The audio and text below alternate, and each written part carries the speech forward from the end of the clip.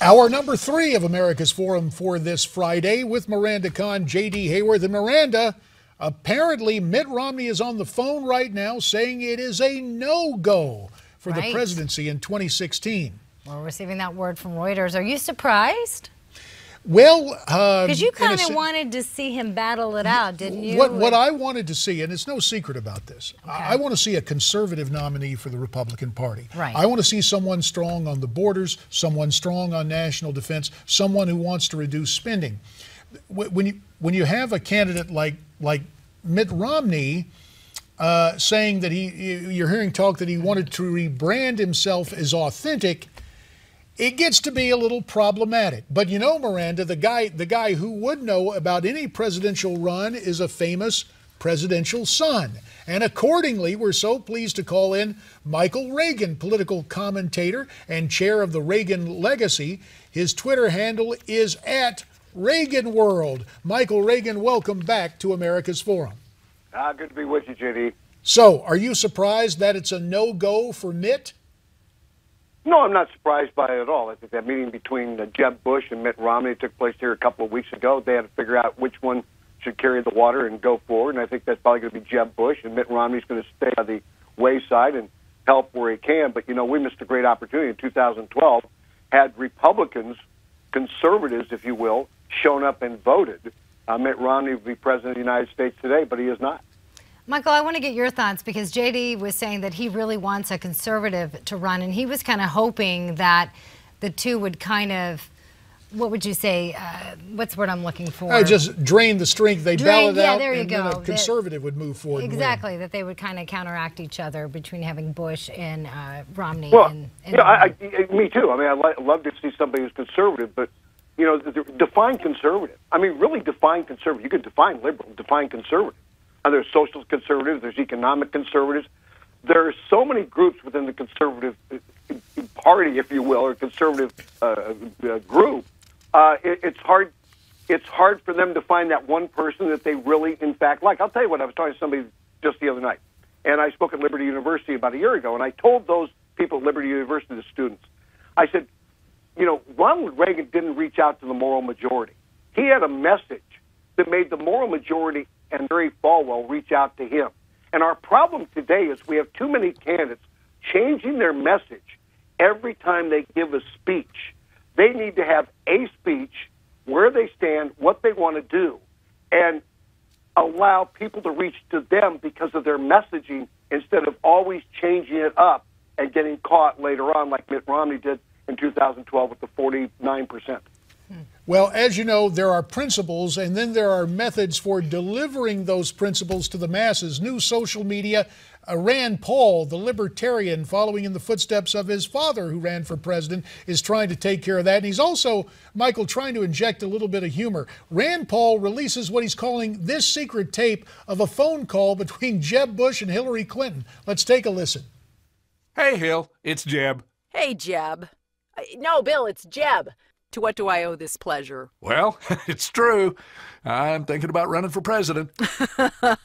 Well, Jeb, so am I. I just wanted to call and give you a heads up in hopes we could work something out. What do you mean, Jeb? It's clearly my turn. Bush, Clinton, Bush, now Clinton. Maybe we can work something out, you know? We both agree on so many issues. Bigger government, Common Core, and amnesty for illegal immigrants. What say we make a deal? Sorry, Hillary, I have to go. Mitt keeps calling. Oh, for crying out loud.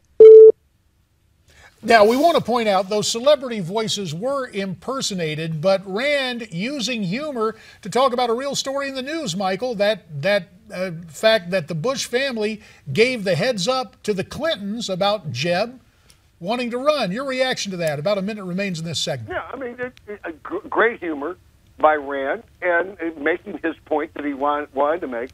But, you know, Jeb Bush is more than qualified to be president of the United States. He's got some issues to overcome, and the number one issue is the fact his last name is Bush. But we also need Florida to win the president of the United States sweepstakes, and you don't want to make him too mad if he doesn't get the nomination because you want him to work Florida for you. So, Michael, real quickly, who is the front runner right now? Who is the best shot? I said JD a couple of weeks ago. Stay with that, Michael. I love it. There's no real front runner right now. Come on. I mean, the sweepstakes, you're seeing who's going to get in, who's going to get out. That's going to change. Remember the last time around? Every week there was a new front runner.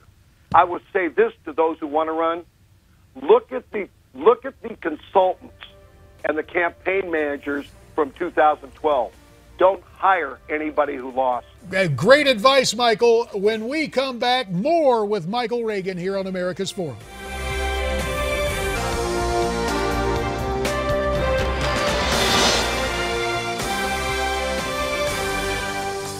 Back on America's Forum, we've got a screen capture of our Newsmax.com website, I believe, to show you. There it is.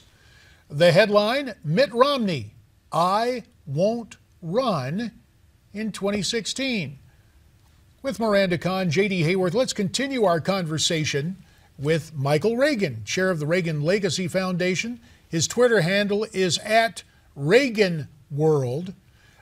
Michael, we touched briefly on that meeting last week between Mitt Romney and Jeb Bush.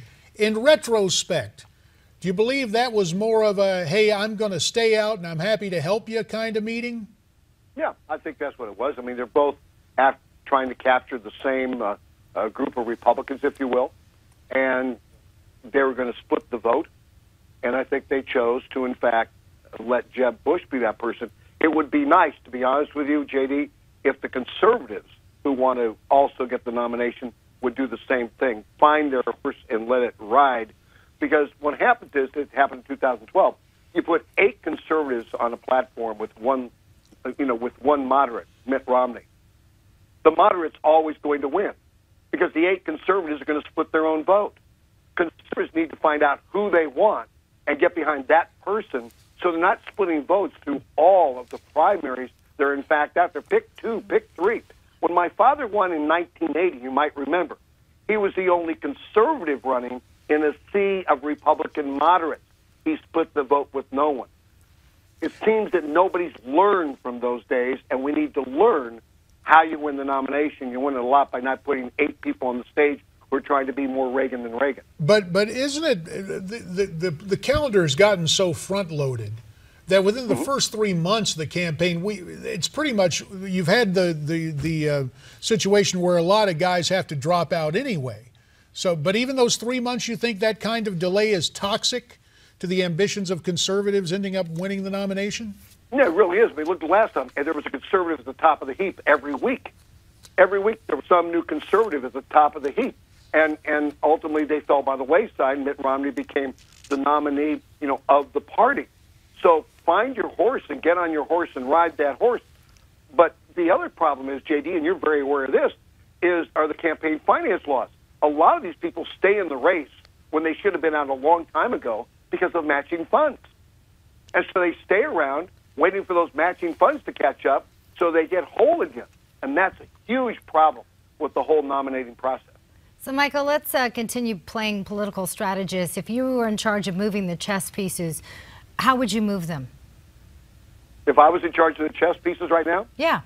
I would probably put a Jeb Bush out there on the moderate side. Okay. I would put at least 2 or 3 of the governors out there to run. I think we do much better. The nation does much better when we have an executive in the position of President of the United States who's already been in an executive position. I don't think a member of the Senate or a member of the House works in that direction because they write legislation that can become very toxic, if you will, in the nominating process. So that's what I would do. I'd pick 2 or 3 governors, let them fight it out. Well, mindful of that, and we just saw some footage of Jeb Bush, I want to return to a theme we touched on briefly and take a look at the other side, where it's expected, at least the conventional wisdom is, that Mrs. Clinton will just have a coronation. I believe we have some audio from June of 2014. I'm sorry, do we have that? We do have it. Great. Let's take a listen. This was on NBC News, Michael. Hillary Clinton on the 5 Taliban leaders released from Gitmo. These 5 guys are not a threat to the United States.